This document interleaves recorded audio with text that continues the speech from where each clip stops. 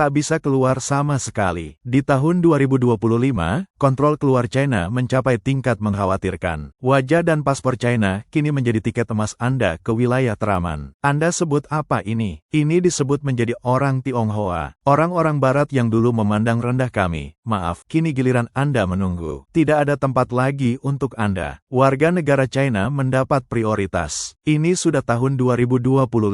Jika Anda belum mengajukan paspor, perhatikan. Tahun ini, sangat sulit untuk mendapatkannya. Di banyak wilayah China sekarang, bahkan jika Anda menyerahkan dokumen yang valid dari agen tenaga kerja atau perjalanan, mereka tetap tidak akan menerbitkan paspor Anda. Jika wilayah Anda belum memberlakukan pembatasan, dengarkan saya. Segera urus selagi Anda masih bisa. Orang-orang ingin pergi ke luar negeri, tetapi beberapa tempat bahkan tidak akan menerbitkan paspor lagi. Jadi, bagaimana Anda bisa berpikir untuk meninggalkan negara itu? Dulu, yang Anda butuhkan untuk pergi ke luar negeri hanyalah paspor dan uang. Sekarang, Anda mungkin punya uang, tetapi mendapatkan paspor telah menjadi sebuah tantangan nyata. Baru-baru ini, beberapa wilayah seperti Fujian, Jiangxi, Henan, dan Hunan telah memperketat penerbitan paspor, dan proses bepergian ke luar negeri menjadi semakin rumit.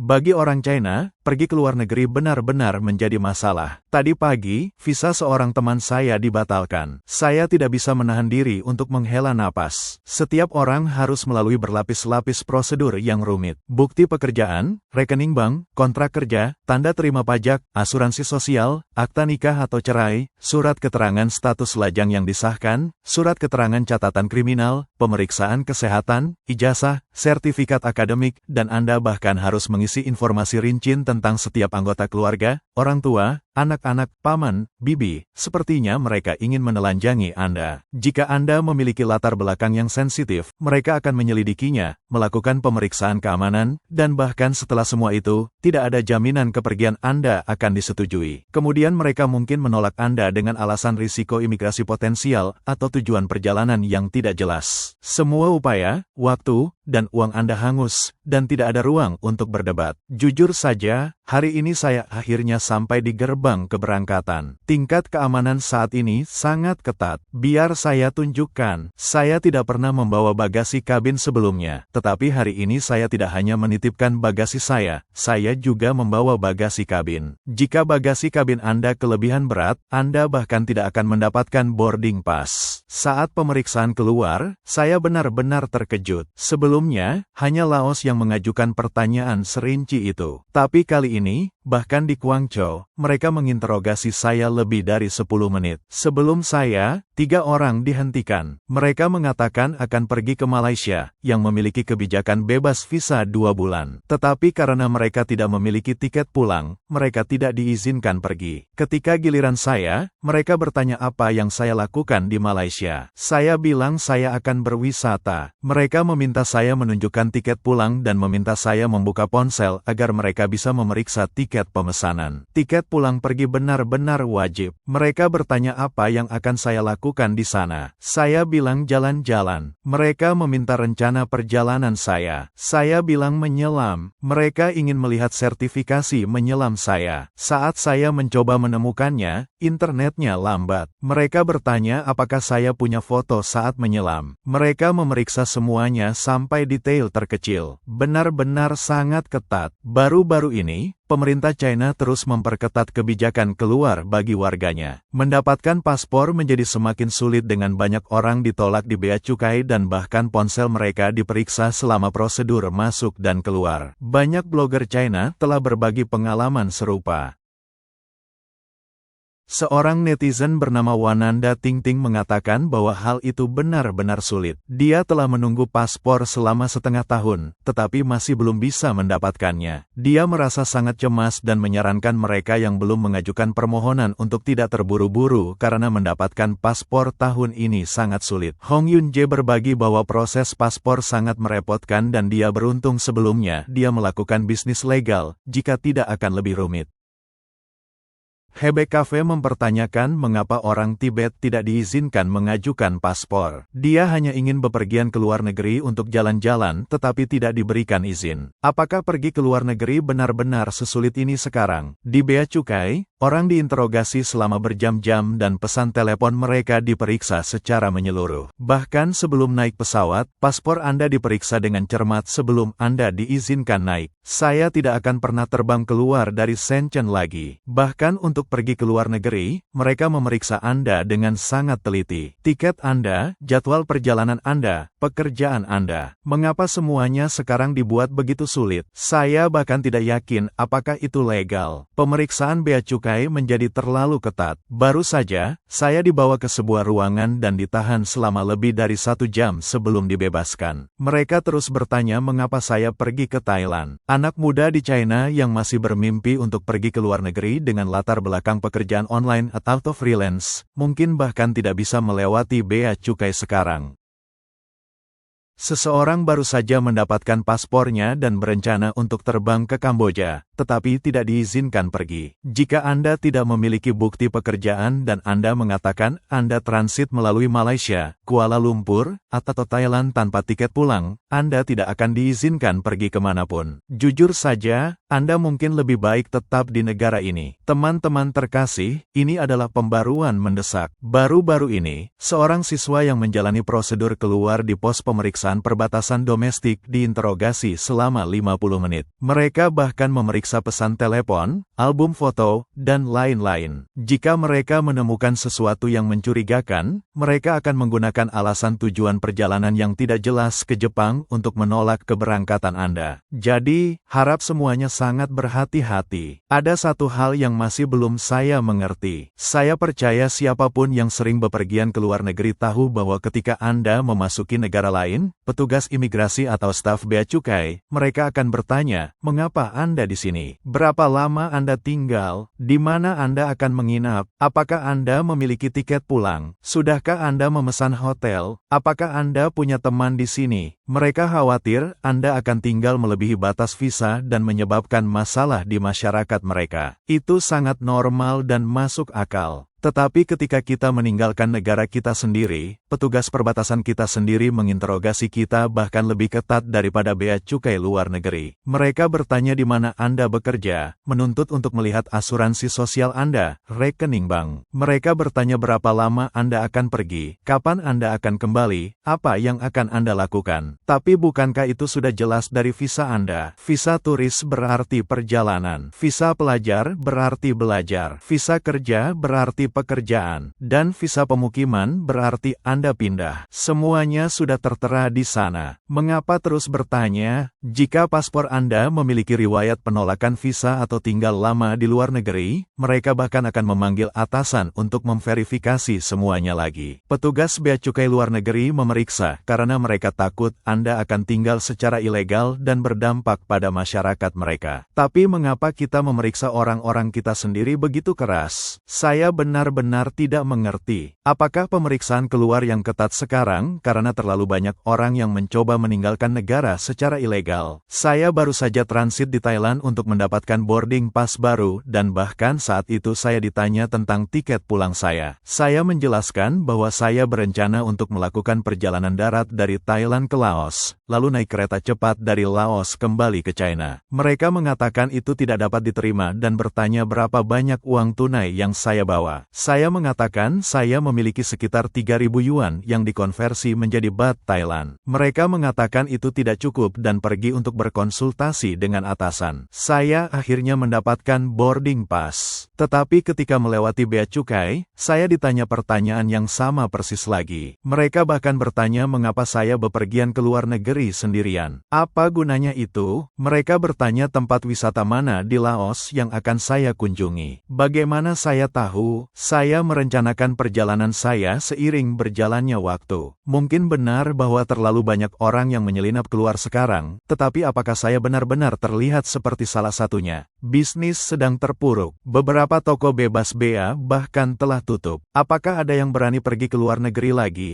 Bagi mereka yang berencana bepergian ke luar negeri, ketahuilah bahwa situasi penolakan keluar di Shenyang telah menjadi cukup serius. Pagi ini, beberapa teman saya di bandara diperintahkan untuk pulang. Mereka berencana pergi ke Pulau Jeju, Korea Selatan. Setelah disuruh kembali, mereka memeriksa catatan pribadi mereka untuk melihat apakah ada pelanggaran. Pergi ke kantor polisi dan kantor imigrasi tetapi tidak menemukan apa-apa. Pada akhirnya, kami menyimpulkan ini. Jika petugas bea cukai mencurigai apakah Anda mungkin mencoba meninggalkan negara secara ilegal, mereka dapat memerintahkan Anda untuk kembali. Tetapi jika Anda ditolak keluar hanya karena kecurigaan, apa yang bisa Anda lakukan? Selain kesulitan mendapatkan paspor atau bahkan disita, banyak orang kini menghadapi masalah di bea cukai. Beberapa ditolak keluar di tempat.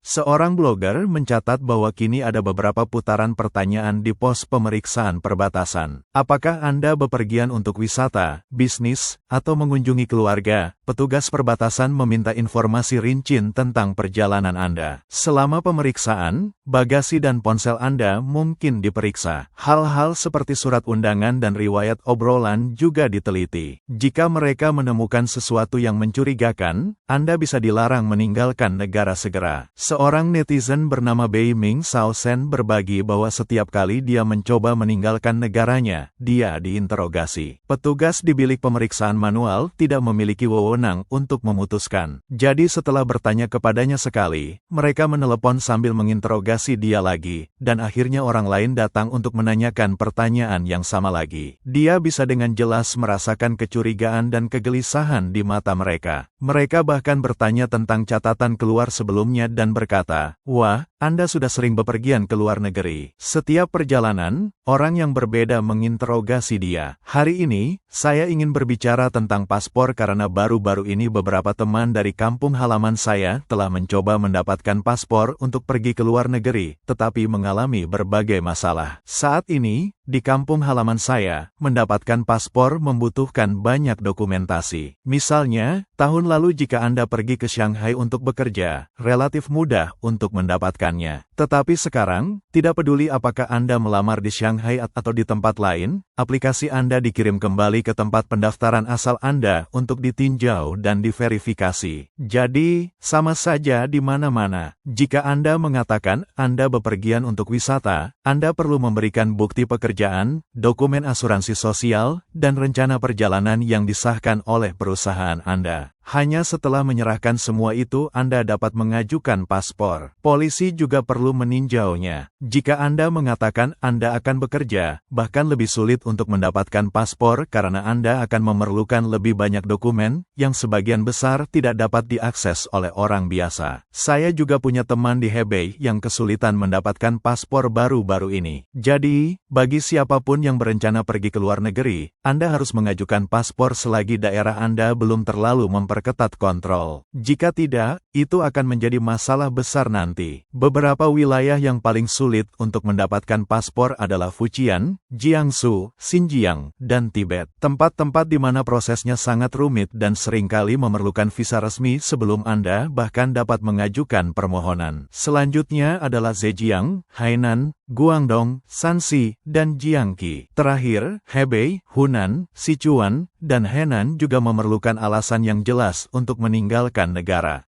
Misalnya, jika Anda akan bekerja, Anda memerlukan surat undangan dari perusahaan yang memenuhi syarat secara hukum. Jika Anda bepergian untuk wisata, Anda memerlukan dokumen dari agen perjalanan terdaftar. Prosesnya sangat merepotkan. Jujur, jika Anda belum mengalaminya sendiri, Anda tidak berhak berkomentar. Hanya setelah mengalaminya secara langsung, Anda menyadari betapa berharganya paspor itu. Saya sudah kembali lebih dari 10 hari sekarang, kembali dari Nepal lebih dari 10 hari yang lalu, dan saya di rumah menunjukkan kepada semua orang tumpukan dokumen tebal yang harus saya siapkan, izin usaha, rekening bank, asuransi, bukti tabungan, semuanya. Rasanya seperti penyelidikan terhadap seluruh keluarga saya. Saya dulu berpikir bahwa setelah Anda mendapatkan paspor, Anda bisa langsung pergi ke luar negeri. Tetapi sekarang saya memahami nilai sebenarnya dari paspor China. Anda baru menyadarinya setelah Anda benar-benar di luar negeri. Mulai sekarang, jika Anda berhasil pergi ke luar negeri, jaga baik-baik buku merah kecil itu. Saya tidak pernah menyangka, bahkan saat mengajukan visa Filipina, setelah menyerahkan begitu banyak dokumen, itu masih tidak dijamin. Paspor hanyalah langkah pertama. Jalan bagi orang biasa mungkin hanya terbatas pada 4 pilihan: imigrasi, penahbisan, pengasingan, atau kehancuran. Semakin besar rasa krisis yang dirasakan oleh pemerintah China, semakin ketat kontrolnya.